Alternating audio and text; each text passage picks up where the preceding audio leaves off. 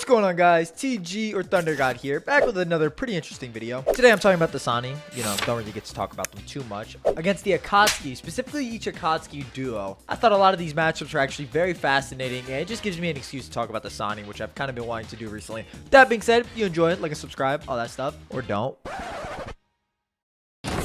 Let's get into the video. Now, if you guys are like me, you like to indulge in a diverse group of media, from movies, TV series, to even occasionally sports, but occasionally hit the roadblock of being region blocked. Don't worry, NordVpn is here to help you out, as now you get to indulge in your favorite shows, no matter where they are across the globe. For me, this comes in handy when I want to access the Japanese version of Netflix, so I can watch some of my favorite anime, an example being the basketball anime Slam Dunk. Nord is also extremely safe, as they include a VPN kill switch, which is essentially an advanced security feature designed to protect your digital data from accidental exposure. For whatever reason, if the VPN connection drops, the VPN kill switch will block your internet access until the VPN connection is restored, so rest easy. This, coupled with the fact that according to tests run by AV Test, a respected independent IT security institute, NordVPN is actually the fastest out of all popular VPNs. In fact, actually being nearly twice as fast as the next VPN provider. So Nord's just blowing everything out of the water in terms of security, speed, and what they offer. Just hit the quick connect button and the app will connect you to the best VPN server for you at the moment. Go to nordvpn.com/ThunderGod to get the 2-year plan with an exclusive deal plus 4-month bonus on top of all that. It's risk-free with NordVPN's 30-day money-back guarantee. Now, starting off, I want to set a bit of a benchmark and discuss how strong the Sannin are. Now, I have done this in other videos, like the Sannin versus the Gokage, so I recommend you go check that out if you're interested. I think that video still holds up very well. Now, it should go without saying that all the Sannin are Kage level. That's kind of a broad blanket statement, but all three are at a strength tier to where they can each be considered Hokage. Hokage generally being considered the strongest of the 5 Kage, although this isn't always the case. Obito also gives a bit of respect to the Sannin tier fighter as well, chiding Pain for actually having his hands full and taking a bit of time to deal with Jiraiya, meaning that Jiraiya had to have lived up to his reputation. Obito, being the same individual who thought a weaker Sasuke than full power Pain, could have at least taken some of the 5 Kage hostage, which isn't too far of a stretch since that Sasuke performed very well against the 5 Kage. Pain also being a good indicator for the Sannin strength-wise, as Obito actually didn't think anybody on their own could have taken down Pain, which would include the 5 Kage respectively. Even though he did have countermeasures in place, he still didn't think this was the optimal route, or this was even a possibility. So to say the Sannin aren't Kage level, or arguably on the upper end of the 5 Kage, would just be disingenuous. This also wouldn't be inconsistent with the Sannin lore in part 1. Everybody's heard this before, but them being able to combat Hiruzen in the form of Orochimaru, Hiruzen being touted as the strongest even among the 5 Kage, even factoring in other interpretations of this statement like the Kage training and getting stronger, which I think mostly applies to the Raikage. Everybody else, I don't think you'd really be able to make that argument, but to each his own. It should just be very clear that the Sannin from a lore perspective stand very comparable to the 5 Kage, and this also is arguably in base, as this is when the statements about the Sannin are referenced. This also would be consistent with the statements made in the Shinobi Facts Data Book 2, where it's discussed that only a Sannin can defeat another Sannin, which again is more impressive when considering that the 5 Kage would be in the picture during the time this statement is made. There's also a statement in the second fan book with the Sannin being comparable to the 5 Kage. Now, I will say this is framed as more of like a questionnaire type of... You basically circle the right answer for this one, but I think just at the idea that this statement is introduced does paint a bit of consistency. Regardless of how you look at that statement or not, it just should be very clear that the Sannin are very impressive, even looking at them as a group. I also want to remark about the Sannin killing another Sannin point that Ibisu makes a similar statement, again, even with the 5 Kage in the picture. So Sannin being in their own sort of class or section just makes a lot of sense from a lore standpoint. They just have a lot more impressive statements than a lot of the other Kage individually, depending on which one you look at, of course. This all coupled with the statement that the Sannin during their fights would have their skills increase thrice-fold and create great battlefield deeds just adds to their teamwork, even raising their overall battle prowess. This is one of the few groups in Naruto who I would make the argument when you hear teamwork though might actually merit some results. Now, that's just talking about the Sannin as a unit, this group, teamwork boosting, arguably putting them on a level of 5 Kage, depending how you interpret that statement. I'm going to get into their individual aspects while it becomes more relevant in this discussion, just because the Sannin are all unique in their abilities and just have so much that to sit here and just talk about all of them individually, it would just be a waste of everybody's time. So let's get into the first matchup. Starting off, we have Hidan and Kakuzu, and I mean, this one's kind of bad just because, is Hidan, who's Jonin Asuma level, really going to, you know, be anything to the Sannin even in their base forms.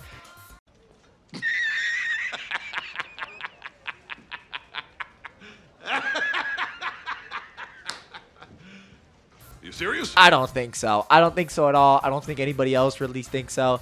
Even if you wanted to be more generous and say he possibly, off of some measure, shows some relativity to like Sharingan Kakashi, you still actually might be able to infer that Kakashi might unironically be below the Sannin tier. This being more prevalent if you think Heavy Sasuke is also below the Sannin tier. Gonna get into that a little bit later. I have my own opinions on it that I'll share in this video, but just a supplementary point. So Hidan isn't that relevant. Honestly, there's a number of techniques that the Sannin have to incapacitate him or keep him immobile. Jiraiya's Dark Swamp is one of them. For the video, I'll be using Jiraiya, Orochimaru, and Tsunade from part 1. For the sake of discussion, I'm not going to give Orochimaru his Edo Tensei. I know it's kind of a nerf, and I apologize for that. It's just like, it becomes too much in the video to discuss, and I don't want to say it's unfair because it's part of Orochimaru's arsenal, but the Sannin are already coming in on a 3v2, so it almost doesn't seem necessary to add that little extra bit. But I might mention it here and there just because, like, you know, it is part of Orochimaru's arsenal. That is something he can do. The Sannin are all going to come in far greater in terms of speed here. There's no real discussion to be had in that regard.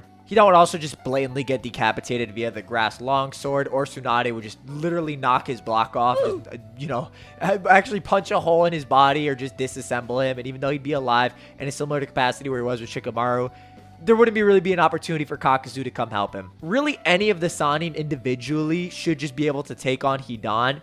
And the way Hidan and Kakuzu kind of structure as a unit or like a team is that when Kakuzu releases his hearts, he just attacks into Hidan and whoever he's fighting. But again, that's not really going to work in this capacity. So you'll have to excuse me if I don't think Hidan's that relevant here. Even his one hacks condition, I would make the case, is arguably only really relevant against Jiraiya. That's even assuming it hits, because then when you talk about Orochimaru, you have to get into the whole semantics with him like throwing out each of his bodies. Like, ask yourself, when was the last time Orochimaru bled, aside from when he's like doing the Reaper Dead Seal and gushing up blood because he's like switching bodies, or when he just stabs himself when he's about to fight Hiruzen to kind of like remove that sentiment he has. So no, Hidan's not that relevant. Kakuzu's interesting because you could actually make a decent case that his Diamond Morph is pretty, you know, it might do well against a lot of the Sannin's conventional attacks, their fire style. Maybe the Grass Longsword isn't really going to affect Kakuzu to that same degree. But the problem is obviously that when Kakuzu inhibits like the full Diamond Morph, he's immobile. So it's obviously he's not going to be able to run around and stuff like that. And it's not as if the Sannin themselves don't have some sort of countermeasure or have other ways of dealing with jutsu. One example is Jiraiya reverse summoning Pain's dogs in the anime portion of his fight with Pain. And I know people are going to say like anime, but like, shut up. He did have to deal with the dogs in some measure in the manga. We don't see it, but he did deal with them some way. So you could actually make a case, oh, maybe he just sends Kakuzu and reverse summons like him. He gets within range to the Toad Stomach like he did with Nagato's dogs. Or if you want to maybe say, oh, this might only really be applicable to summons.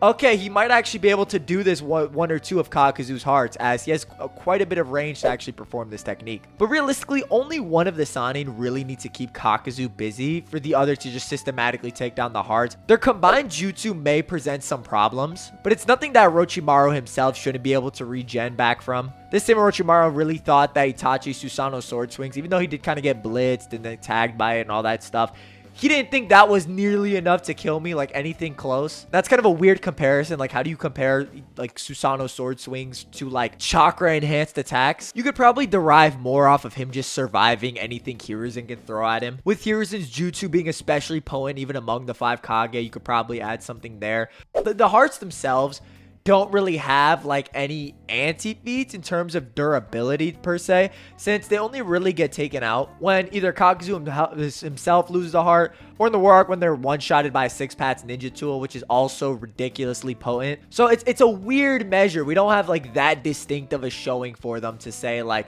oh, there's this durable or that durable. I would imagine though that their strength, their durability wouldn't be on the level of Tsunade, who could crack Madara's ribcage, specifically the ribcage Susanoo. Or if you want to kind of like pick and choose, you could actually make a case that the Sannin who summoned their 3-way deadlock, which is like implied to be their full power or what they showcase as their full strength, actually start stacking jutsu like Jiraiya's fire style with the toad oil, that might be enough since like it should be a comparable potency as it's like an amped version of their jutsu. I almost can't see Jiraiya's Sage Mode necessarily being that relevant in this situation. I don't think Kakuzu stands out that much in terms of jutsu or like stack capability since Kakashi, who's definitively below Jiraiya, at least in Sage Mode, he's on the back end for the entirety of that fight, but he is able to avoid and like dodge and react to most of Kakuzu's attacks, even as he is like chakra fatiguing off of using many Raikiri. I also did think he was going to win that fight with Kamui, so there might be something to derive there. If the Sannin are ever pressured by the hearts for whatever reason,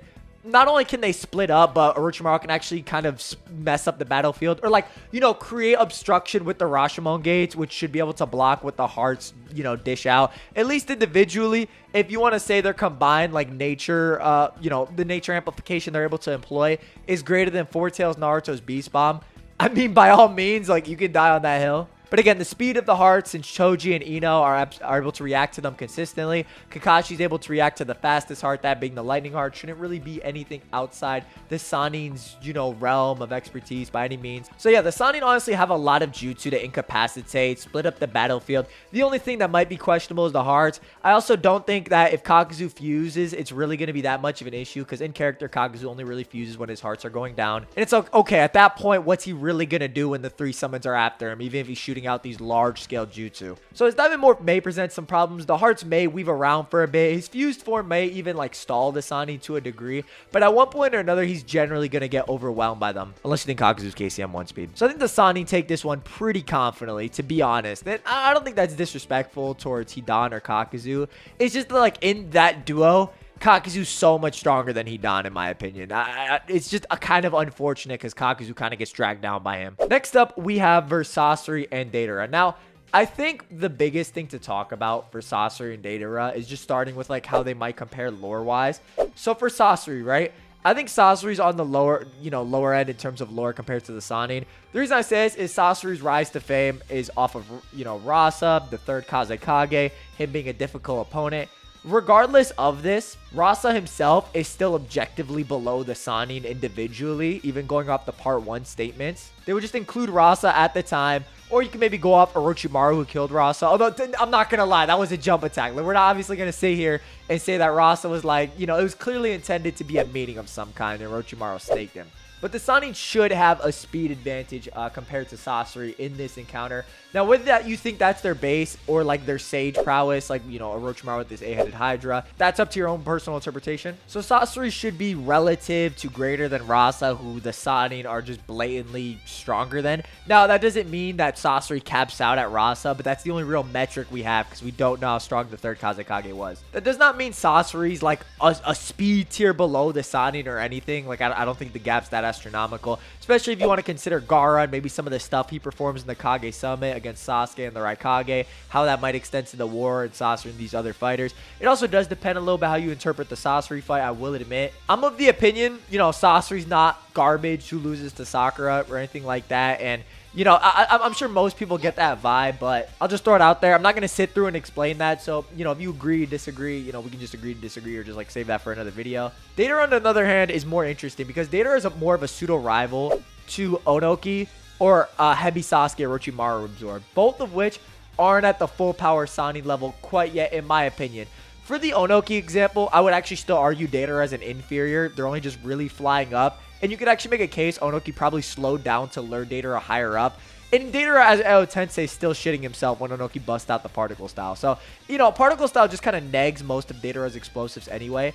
In terms of the Hebi Sasuke fight, that's a high diff fight, like a 10 out of 10 fight for Deidara, which is impressive considering Sasuke blatantly countered him. Now, I've talked about this before, but I do think Sasuke was a little stronger than Deidara during that fight and wasn't as fatigued as him quite yet. You can maybe say Deidara had some gas in the tank left because he was, he mentioned Sasuke's like, oh, I still have clay left. The reason I say this is because A, Sasuke was still suppressing Orochimaru throughout the duration of that fight. He still had enough of his own chakra to suppress Orochimaru's to the point where Orochimaru doesn't break out like he did in the fight with Itachi, who was pressing Sasuke much harder with heavy hitting techniques, fatiguing Sasuke a lot more in the process. So, there is that idea that, Deidara might not be that strong due to that reason, but Sasuke also did have enough chakra to summon Manda and place him under a Genjutsu. On top of all this, which just leads me to believe, maybe if they were still relative, but Sasuke might have still had a little bit more chakra reserves. Deidara did kind of end the fight early, but, you know, again, like, it's like a high diff fight. So, you know, don't just, you know, take that however you will. It doesn't really mean too much at the end of the day. And I also say that Heavy Sasuke isn't at Orochimaru's level yet. And for a couple reasons, because this is somewhat of a debated topic. A lot of people actually debate, for some reason, the statement where Kedin kind of, like, ostracizes Sasuke for, you know, being weak, like, after his fight with Deidara. He's like, oh, I can't believe you're the one who actually took down Orochimaru. Sasuke directly notes that Orochimaru's illness is actually what made him weaken. I've heard it interpreted that this isn't Sasuke blatantly admitting inferiority to Orochimaru. For some reason, not that I necessarily agree with that interpretation of the scan. Even if you did go off of like some interpretation versus argument, Suigetsu thinks that MS Sasuke's performance does put him on a level comparable or greater to Orochimaru, so there just really wouldn't be any discussion at that point. So I'm not of the opinion that Heavy Sasuke is stronger in the Sannin tier. If you also want another roundabout way of looking at this, Sage Mode Naruto is at a tier where he's arguably stronger than Jiraiya, or on the same tier than Sage Mode Jiraiya. Now I personally think he's stronger, but Sage Mode Jiraiya does have a nuanced arsenal. And Sasuke stated to be a rival to this Naruto at the very end of the 5 Kage Summit when he peeks out. Now, I know a lot of people like to nitpick and choose, and I will say, like, I've been guilty of just kind of thinking this way in some videos or just not mentioning this other interpretation due to the fact that Naruto says he needs the Kyuubi's chakra in order to fight Sasuke, but people won't bring up the fact that Sasuke also thinks he needs EMS to fight Naruto. And granted, he's going blind, but the both just are in agreement that they need more power in order to fight the other, because if they fought at that moment, it would just be an equal, like, high diff fight where they both died. And for those who are saying, well, maybe Naruto's only been exposed to that Sasuke, but no, Naruto's actually sensed Sasuke and Kakashi fighting, Sasuke exhibiting the full power Susanoo with the arrow, and even further beyond when his hatred caps out and his eyes burn out at that point. Naruto's Sage Mode Sensory being very impressive, very underrated. From the moment he steps in the village, he notes that Kakashi's chakra isn't there, and when he steps out, he actually has an idea and is able to vividly sense all the fighting in the war. So, going off all this, it just doesn't seem the case that this Heavy Sasuke would be stronger than full power Orochimaru. If you wanted to say maybe a jutsu-less Orochimaru, I think that's more acceptable, but full power is just not supported. Now, I apologize. Now we can get to the actual discussion. It's just that Sasori and Deidara do have some, you know, there is some debate with some of their scaling that I just wanted to address real quick. Now, Sasori's very interesting because his poison's definitely going to be the most useful attribute in this fight. And the only person who has an arguable immunity to the poison is Orochimaru. Now, this is extremely debatable, but the reason you could maybe say this is due to the fact that Sasuke has somewhat of a poison immunity. Kakashi states this off of just having Orochimaru's curse mark, and he would have a poison immunity to a poison that Sakura concocted after being exposed to Sasori's poison. Orochimaru also being able to just throw hands and get shredded apart by the Four Tails Naruto, whose chakra is also compared to poison, making it this pseudo poison resistance. Now, I will say Sasori's poison stands out among a lot of poison in the series. Chio and Tsunade, who were having like a poison antidote back and forth during the Third Great Ninja War, like that's a whole thing. Like Chio's like, oh yeah, so I just kept making antidotes to the poisons I kept creating. She has somebody who has been exposed to like Hanzo's poison, constantly clashing with Hanzo during the war, with Sasori's poison via Chio's own admission being a step above this. Now, interestingly enough, this Sannin, you know, did survive an encounter with Hanzo, which if you kind of look at Hanzo's fighting style and how he kind of nukes the battlefield with Ibuse, might say something at their ability to combat large range poison. But again, you know, Hanzo could have been suppressed in that fight. We really don't know the encounters. The way it's portrayed, he's just testing the Sannin more so and is just more so impressed by their caliber. So Jiraiya in base is definitely susceptible to this. There'd be no reason he'd show any type of immunity. Tsunade, you could maybe make a case that she might have some higher durability compared to what the Iron Sand may be able to dish out. But I wouldn't really be willing to die on this hill. It's based on her tanking Madara's Yasaka Magatana beads. But again, those beads don't really have like the highest AP per se in the verse. They're more so compared to Obito's large rods that he throws at the Alliance then get slapped away by Naruto's kunai. Now when the beads are together, they are more concise and more powerful.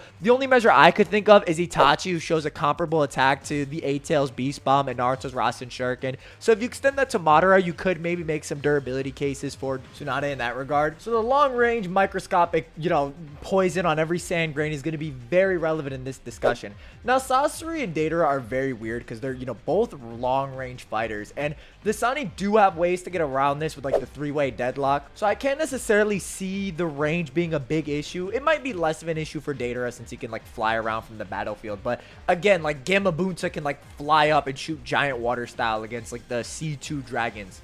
Honestly, the main two attributes that this duo have because basic explosions just aren't going to cut it at this point in the series. Not only will they fail to take down Orochimaru and Tsunade, Jiraiya again in base might be questionable, although to say like he wouldn't be able to react, like maybe heavy Sasuke versus base Jiraiya, that might be a closer topic, and Jiraiya is susceptible to both these things. Also, C4 is very prevalent and a very big win condition for the duo. If they can get some paralyzing poison into C4, and the reason Deidara can use C4 with no reservation is because Sasori does not have lungs to inhale it. So he'd be at absolutely zero risk from the jutsu. And it would be effective on all the Sannin. So there's definitely some capabilities there. It just more so depends on the speed aspect, which I think does favor the Sannin generally speaking. They also have a lot of interesting combos they can do. So, for example, Jiraiya can actually cover Sasori in Toad Oil, so that when Tsunade punches him, he's not able to do the durability negation tactic that he kind of did with Sakura, where he's able to disperse the force. Basically, he's able to disperse the force of Sakura's punch by dissipating. Jiraiya actually might be able to neg that with Toad Oil, unironically. Or Jiraiya can specifically target Sasori with Toad Oil V plus Fire Style, which would just amplify it. And, you know, because the puppets are wooded, this would be kind of a harder counter to Sasori in this case. Although, I would make the argument he'd probably just try and block it with his Iron Sand. It's more so relevant if it actually just hits Sasori's base body. Orochimaru's a little weirder because we never really get to see too much jutsu from him, aside from like Edo Tensei and some more niche stuff like tightening and untightening Naruto seal, and maybe some wind style in the Storm games. However you want to interpret that. Then Tsunade is obviously the raw force, you know, just going to be doing heavy kick of pain and like slamming the ground down. So if I had to kind of like pair everybody up in this situation, I could see Deidara and Sasori maybe being a little fixated on Orochimaru because those two kind of have a specific vendetta with him. Which case kind of leaves Jiraiya and Tsunade to kind of pick and choose like which fighter they want to take. I will say in this situation, I think Deidara's win con is way harder to get off in this situation. Just because the Sannin all have summons that can close that range. Maybe not with Katsuyu, but Manda and Gamabunta can close distances easily. Like, it's not going to be an issue that Deidara is like flying in a ranged game. And, you know, like, it's not going to be like it was with Sasuke where he had to close that type of distance. So, I can't necessarily see Deidara's range really being that big of an issue. Also, the fact that an inferior fighter like Sasuke is able to react to the explosives just should mean that the explosives themselves, whether power or speed-wise, just shouldn't be outside the Sannin's pay grade to deal with. If you want to get into that scenario I mentioned earlier, Orochimaru can split them up as well with the Rashomon gates if he chooses. He doesn't just have to use it to block jutsu. He can also summon them to separate Sasori and Deidara. More than likely wouldn't work as well as a unit, I would imagine. But, you know, they could do some cool combos. Like, if you want to go off the Storm game, Iron Sand, C2 Dragon, which would be pretty sick to think about. I also am neglecting Jiraiya Sage mode for a little bit because if Jiraiya actually does decide to go into Sage mode, you know, he obviously has to charge it up. He has to clap his hands. He's going to make the barrier.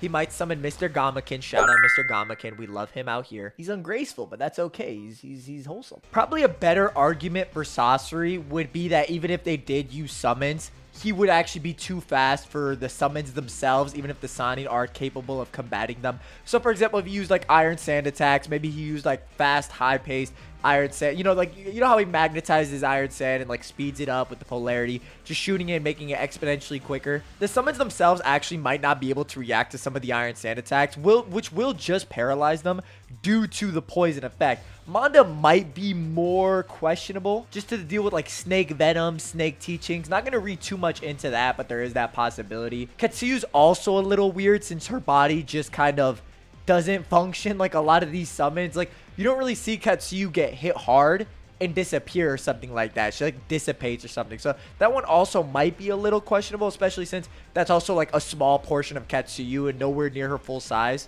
Gamabunta, though, I would say is pretty confident in that regard. But again, that's kind of dependent on Sasori being aware of this. I would also say 100 puppets isn't the most useful since the Sannin generally have, like, you know, Jiraiya's large-scale jutsu to mitigate that. Even if you go off the country statement, the Sannin are all said to be equivalent to a small nation, so I don't think that lore is outside the Sannin's perspective despite how loose it is. You kind of have to argue around with the poison, in my opinion, to kind of give Deidara and Sasori a better chance here, or just argue that maybe if like they'll focus on Sasori, Deidara's actually able to pull out the C4 if he thinks the Sannin are threatening enough. But even then, you know, he doesn't really do that in canon until he's losing. And I know I'm using this in canon a lot, but these are generally how the characters fight. If you wanted to make the argument that Deidara uses C4 and like blows up the giant version of him off rip, that could be something potentially. I also think Orochimaru's 8-headed Hydra form, just absolute dogs, and they don't really have an answer for it. Again, it goes back to the poison, but Susanoo's sword swings just aren't really that threatening. I just can't imagine what The third Kazekage puppet with its like scythe arm is really gonna do. Same with Deidara's explosives. So the bottom line with these two is that I generally think the Sannin as a unit, you know, they would have better teamwork. They have better lore implications. While it's possible Sasori and Deidara could pull off a victory, I don't think it's as likely. You know, they shouldn't really have the speed edge, at least in Deidara's case, in my opinion. Tsunade is almost the weak link in this encounter since she's the close range fighter of the group. So she just kind of has to piggyback off of Orochimaru or Jiraiya himself.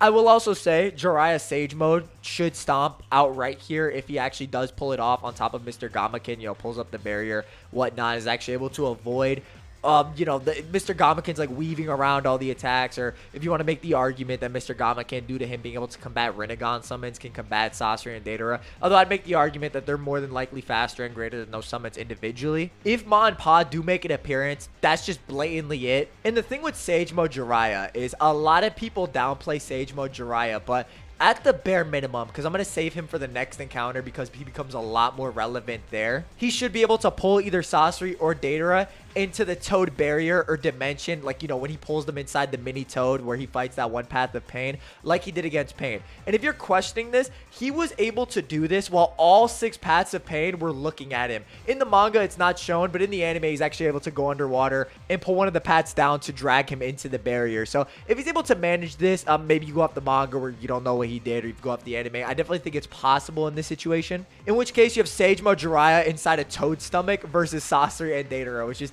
really good because that environment heavily favors Jiraiya. So the Sannin do have some tactics, possible oil on Sasori, negating him.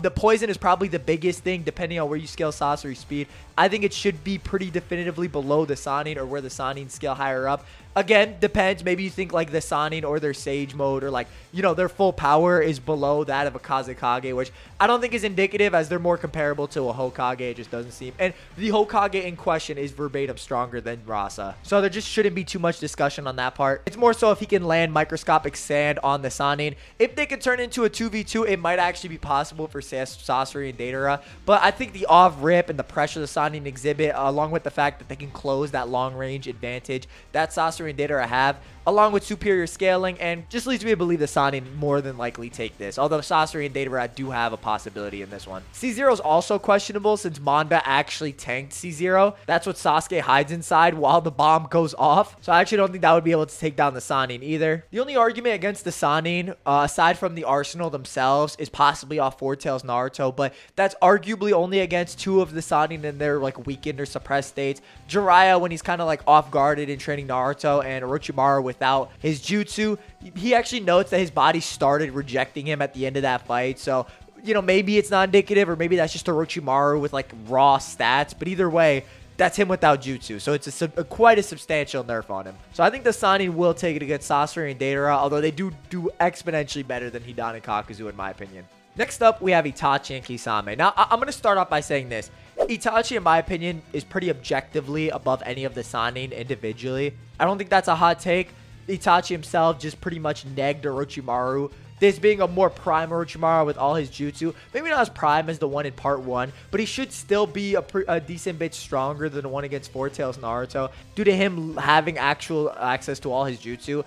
Granted, Orochimaru does study jutsu in the time frame leading up to his fight with Four Tails Naruto, so maybe you could say he did get stronger via that nerf. Maybe that's kind of a blanket statement. However, at the very least, they should be comparable, in which we see Itachi's blatantly neg Orochimaru with like basic Sharingan Genjutsu. He also body slams Orochimaru in terms of speed against his strongest form, the 8-headed Hydra. The Totsuka Blade just obliterated and sealed Orochimaru, which basically means any of the Sannin themselves can get sealed. So from a speed perspective, Itachi's MS techniques should just be a step above what the Sannin are capable of dealing with. Now, I will say, the Sannin do have options in this case. That doesn't mean they're optionless, because, you know, it depends who Itachi goes for, because Kisame is more interesting to talk about. Because, you know, he has pretty weird scaling, you know, base to version 1B. He also does fight 7th Gate Guy. Now, I will say, when he does fight 7th Gate Guy, he is amped up on B's chakra to the point where he actually does fatigue B. B only really gets fatigued in his fight with Kisame after Kisame actually absorbs all of the 8 Tails chakra. But again, right, that could just be all of B's chakra, and Yuki just made more for him shortly after, which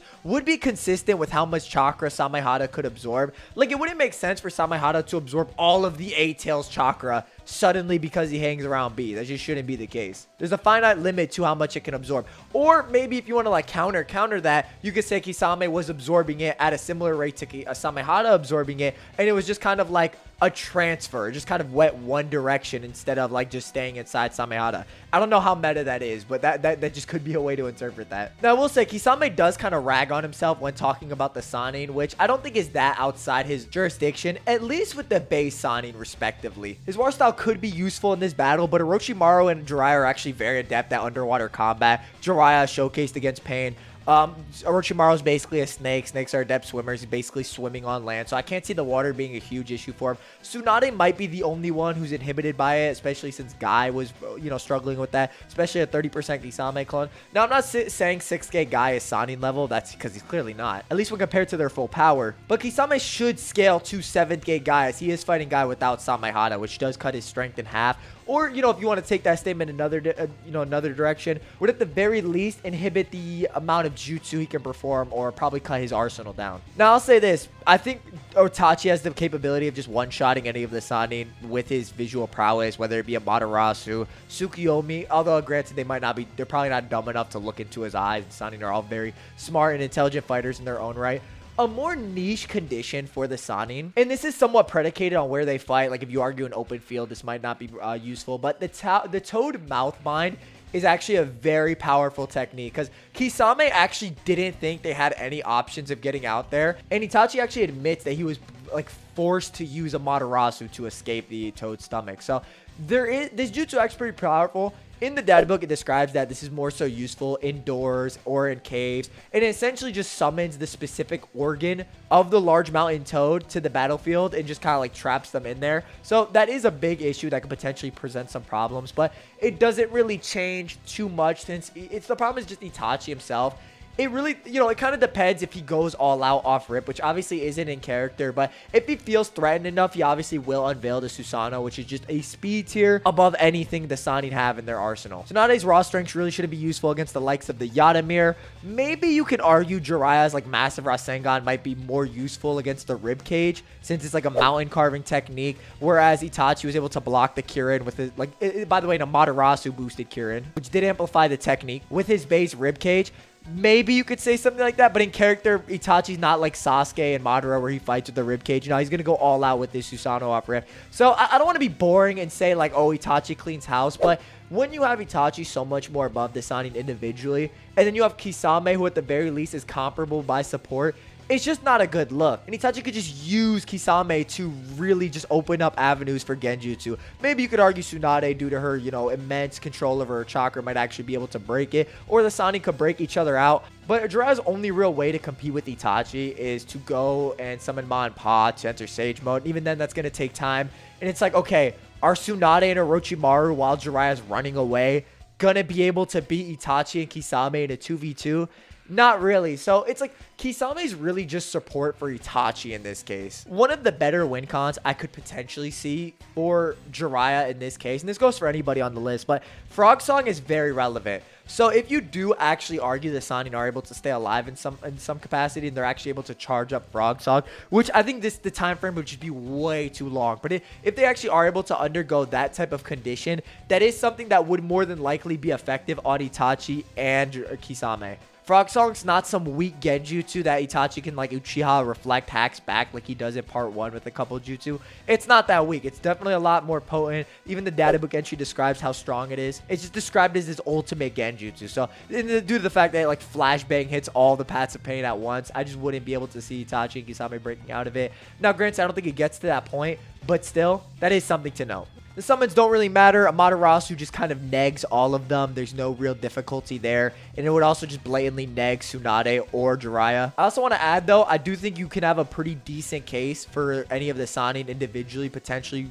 being greater than Kisame. I think this is more likely in the case of Orochimaru or Jiraiya. Tsunade, I actually think Kisame has a pretty decent chance of beating just due to his chakra absorb. She doesn't really have anything. Like, yeah, she's going to punch him, but he'll be able to regen from it in a similar capacity to B. And it's not like Tsunade's, even though she's a Senju, it's not like her chakra reserves are that crazy. So whether they don their summons or anything like that, Itachi's just so much a tier above, and he has Kisame for support. I just can't really see the Sannin doing anything. Even a lot of their niche jutsu just isn't that relevant in this situation. And granted, this is like sick Itachi, but you kind of have to ask yourself, okay, why is sick Itachi weaker than full power Itachi? Okay, his vision's blurred. He's obviously not able to perceive attacks that quickly. Okay, he might be having stamina issues due to his illness. That's all well and good. He's performing these feats against Orochimaru's strongest form while blind, like, and having taken severe damage against Sasuke. So imagine like taking all of that away, and then he starts to fight into Susanoo. It's just too much. It's just too much. So, you know, maybe I'm asserting this. Maybe Itachi in character doesn't use his Susanoo off rip, which I think is more fair. But I think he'd be very willing to use his MS techniques against the Sannin. I think they are that caliber of fighter, and I think that is displayed in part 1. So I think the Sannin would definitely force that on him, but I definitely think him and Kisame take down the Sannin in this respect. I don't think water shark bubble into, you know, fusing with Samehara. I don't think any of that really comes about. If anything, Kisame will just flood the battlefield to give Itachi support, or just try and mitigate Jiraiya's fire style with his absurd water style. I will add, though, that if you give Orochimaru Edo Tensei and give him the Hashirama and Tobirama that he used in part 1 that are comparable to Hiruzen, I think this becomes much more of an interesting bout. I don't think it would change too much since Itachi would deal with them in a similar capacity via Totsuka Blade, but it would definitely force Itachi and Kisame into a much more back foot type of position due to Hashirama's wood style. Tobirama could tangle with Kisame in the water style, and he really wouldn't have a way to deal with Tobirama permanently, in which case it would become the 3 Sannin plus Edo, Hashirama versus Tobirama versus Itachi, in which case they might there might be some potential there. That's kind of a crazy matchup to talk about and think about, but that is probably the best way I could see for the Sannin. If you did give him that Edo Tensei part, I do think there is some more plausibility here. Maybe even argue they just like out fatigue Itachi or like out stamina him at this point. For those who wondering why I'm saying Itachi stamina, Itachi actually does not have bad stamina at all. Most people put points to the data books and say he has a 2.5 in that category, but then like you look at what he does against Sasuke, all the jutsu he's throwing out, the fact that he actually implements a jutsu inside Naruto and has a couple clones floating around as well, you know, it's not really that bad. Like, people just kind of overblow it. It's just not his strong suit because MS techniques take so much chakra. Now, next up, we have Pain and Konan versus the 3 Sannin. Now, I kind of did this video pseudo on Six's channel. Go check it out if you're interested. But I don't know if I necessarily agree with everything I said in that video, or, you know,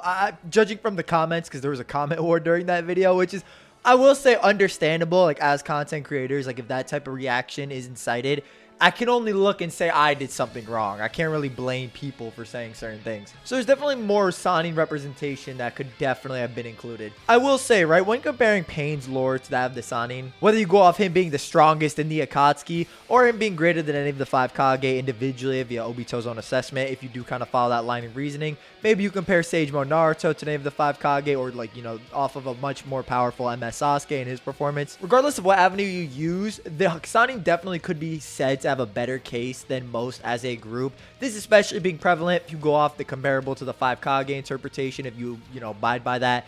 Pain versus the 5 Kage, I'm not gonna lie, is just not really close in any capacity, especially if it's like a similar 5 Kage to the one that fought against Madara. So you actually might be able to make some assessments there, although Konan is in the mix in this discussion as well, so there is something to that. Konan being very powerful. A lot of people just try and downplay her off the Jiraiya stuff, but she blatantly just kind of phases through jutsu. That's kind of her fighting style. And even in this situation, right, the Toad Oil doesn't really make that much of a difference because Pain can still summon the same crab to wash it off of her. This coupled with the fact that Konan actually is somewhat of a hard counter to the likes of Tsunade, as Tsunade literally cannot hit her. Our best option would be more than likely to try and chakra fatigue Konan out, which might actually be doable considering some of her War Arc feats. The main bread and butter of this discussion, however, is of course Pain himself. Now, I will say this, Pain is objectively above any of the Sannin individually. That much should be clear. Sage Mode Jiraiya fought 3 of the, I don't want to say less offensive paths, but the Asura and Diva path, which are more offensive, were just blatantly not present for the duration of that fight, which I do think made a difference. But the fact that Pain could blatantly react to Jiraiya's fastest attack in Sage Mode, absorb all of his jutsu, and pretty much dominate him in terms of taijutsu even while blinded and in a smoke screen, says a lot, especially since it's Sage Mode Jiraiya. I also want to add in the Asura path blowing off Jiraiya's arm, because I think that might be interesting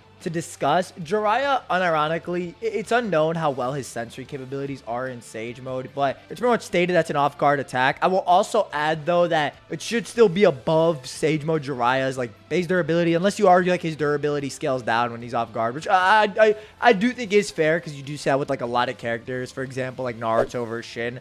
gets pierced by like a regular sword just because he's like off guarded by it. 'Tis but a scratch. Now, I will admit, Jiraiya actually did perform very well against Pain since most people wouldn't last in that kind of 1v6 scenario regardless. The fact that the Diva Path is present in this encounter is definitely where a lot of contention comes around, because I'll start off by saying that it's somewhat predicated if you think Pain's fatigued against Sage Mode Naruto. I'm heavily into the idea that he is. Even if you wanted to like even if you interpreted just the bodies recovering slowly in your own way, Pain did use quite a bit of chakra against the Hidden Leaf Village. So the way I see it, there would just be no way to link that full power Pain hypothetically to the Pain that fought Naruto. This also being especially prevalent if you think that full power Pain is actually stronger than the likes of gray-haired Nagato, who even after is seen by Naruto, like the chameleon opens his mouth, is able to Shinra Tensei Naruto and blow them back. So, you know, that's just another layer on top of like full power Pain and his possibilities. The problem with this fight as well, and the issue I'm running into like when recording this segment, is just there's so many people, or like, you know, there's so many variables in this fight. Like, Pain is multiple individuals, and you kind of have to assume how they function in this type of situation against the Sannin. Now, there's a couple things we can say absolutely. For one, the Sannin summons aren't too relevant against Pain. We saw that Diva Path could defeat Gamabunta, Mr. Gamakin, and Gamahiro. Even though Gamabunta is the strongest, the latter two toads have shown to be comparable, so that should be telling of what could happen to Manda and Katsuyu on the battlefield. Although, you know, you could make some arguments. Maybe Katsuyu could just kind of dissipate if she's kind of pushed back. There are some, like, kind of ways you can slice this via lore. I'll kind of divide this up into scenarios. I think for the Sannin, right, they have a couple of win conditions. Starting off, Frog Song's on the table. That would be a win condition for the Sannin. Whether or not, however you think Pain got free of Frog Song, whether you think Konan broke him out of the Genjutsu, or what he was referring to was that Jiraiya didn't know about the real body, which is my own personal interpretation, as he kind of mentions Jiraiya and Leaf Shinobi being sharp when Naruto's like, take me to the real Pain. Or you can just refer to the fact that not all the bodies were present. However you want to look at that. Frog Song is pretty ridiculous, but obviously Jiraiya will have to charge up Sage Mode, or charge up the ability to summon Ma and Pa, and retreat from the battlefield for some time on top of Mr. Gamakin, assuming he does like the similar barrier. Now that said, you know, Jiraiya is also equipped to take down a lot of Pain summons, so those actually may not present that big of an issue. Orochimaru can also summon comparable summons, like random snakes, the same ones that pretty much let loose on the Leaf Village or against Jiraiya himself. Honestly, this is the type of battle where there's just going to be crazy summons going down, and it's really kind of depending on at what point the trio actually do take down the animal path if they decide to go that route. The Sannin definitely have to perform a divide and conquer strategy in this case, kind of similar to the Hidden Leaf against Pain, where we see that the Hidden Leaf is able to combat the hidden paths of Pain individually when they're split up, with the Diva and Asura path just not really being stoppable. It really kind of took the strongest person in the village, aside from Tsunade and, you know, my guy who wasn't present, in the form of Kakashi. There are ways the Sannin can do this. They can create smoke screens. Tsunade can Heaven Kick of Pain, destroy the opposing area. Orochimaru can like split up this shared vision with Rashomon gates. Just like how the Diva path is pretty objectively stronger than any of the Sannin, at least individually, and he does neg a lot of what they do with his Rinnegan rods, and how they stunt movement, inject Nagato's own chakra into the individual, just pretty much paralyzing them. This is effective on all three Sannin. However, the trade-off to this is, right, even though the Diva path is so much more powerful, the Sannin individually are pretty much above any of the other paths of Pain. Like, even though I mentioned Jiraiya earlier, Jiraiya would have more than likely taken down any of those paths of Pain 1v1, whether it be the Preda path or any of the others. And the thing about Jiraiya too is that, you know, you kind of have to argue he just charges up Sage Mode and whatnot, and Tsunade and Orochimaru would be able to keep Pain busy. I could also see a situation where Orochimaru and Tsunade also maybe retreat with Jiraiya to kind of like have a moving battle in that regard, which would force Pain to use his summons to obviously keep it pace with them. This also being mitigated if the animal path gets released. So Frog Song can be a potential win con. It just somewhat does depend who the Diva path goes after and how that fight goes. Because other than that, I will say too, it also does depend like how the Sun like split up the paths of Pain. I will say, aside from maybe Katsuyu, I can't say the three-way deadlock lasting that long in terms of like their giant summons against the likes of Pain. Just the fact that Gamabunta got one shot by one Shinra Tensei by Tendo, I think is just telling enough of that. Conan's also interesting to factor into this because she's really just here as a support role to Pain, maybe to give him comms on what's going on in the battlefield, or just kind of like plant explosives, the same explosives that when she attempted to nuke herself or even damaging to Obito, which could be detrimental. Conan also hard counters Tsunade as well. I kind of mentioned that earlier, but that's obviously going to present a big issue. Orochimaru might be a little more questionable if she could take him down. Same thing with Jiraiya, because even though I made that mention of the crab was taken out relatively quickly just by base Jiraiya's hair. The roar of the lion's mane, I believe it's called. The way I see it, the Sannin's primary win conditions are to just frog song all the paths of pain, or just eventually corner Tendo himself by systematically taking out the other paths of pain, which can be done. We did see Naruto do it, but granted Tendo wasn't relevant, or his powers hadn't returned at that point in the fight, which did kind of allow Naruto to have free reign in that type of battle. Jiraiya can pull some of the paths of pain into like a different dimension, which is what the toad stomach is described as. The one like inside the small toad that like hides in against the actual 6 paths of pain. Orochimaru's weirder to talk about just because he's supposed to have all this crazy jutsu. We just don't really get to see that much. He does have all 5 nature releases and yin and yang release, so his arsenal of jutsu does have to be pretty extensive. And he probably could like make a support, you know, probably create water for Jiraiya and whatnot. It's just very difficult in this situation. You kind of have to almost pitch a bit of a perfect battle for the Sannin and interpret their lore in a certain direction for them to like, because here's the thing, it's just easier to say Pain because you don't have to like argue this niche win con, you have to argue this, but in lore it also shouldn't be that crazy for the Sannin to win as well. Like Pain isn't so far, like even though he's stronger than Jiraiya, he isn't so far out like outside Jiraiya's capability to combat. Orochimaru's 8-headed Hydra form is also really interesting. I actually think this could present a lot of problems for Pain. Unless the Diva Patch just Shinra Tensei's it back, this Hydra form is just going to create so many problems for Pain. None of the summons are really going to be able to do anything to it. The Rinnegan Chameleon, if Jiraiya enters Sage Mode, kind of gets nagged, even though that would be extremely useful against like base Jiraiya or anything like that. The Sannin definitely gain a lot more momentum when the animal path is taken out, which will just allow them to stall longer for their win conditions. It just kind of depends, because Tendo is very easy. Just Shinra Tensei rundown, you know, Rinnegan Rod. Same with all the other paths of Pain. Maybe if you want to go off the likes of the human path, a potential soul steal could also be in question, which should be effective. So the thing is, Pain just has a lot of opportunity once the Sannin kind of get hindered by the Rinnegan rods. This also isn't looking at Shibaku Tensei, which I will say just objectively negs the Sannin. The 3 of them have no way to really break out of it, or any jutsu potent enough to just slam it down or destroy it completely, or like the center of gravity that Itachi does. So there isn't really too much there, but I will say like in character, Pain doesn't really use that at all.